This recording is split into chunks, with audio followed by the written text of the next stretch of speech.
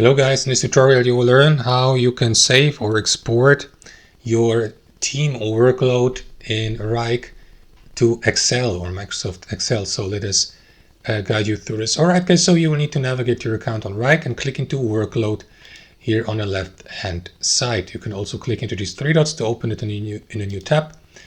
And then here in your Workload overview, you will be given the opportunity to create a new workload chart by clicking into this button. I will go with that one here already with that example workload.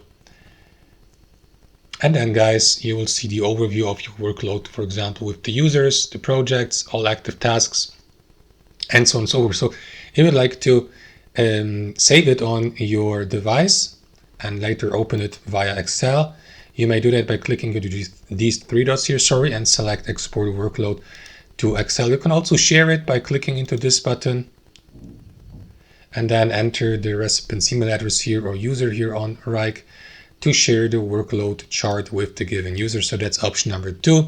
Thanks for watching, and I'll see you next time.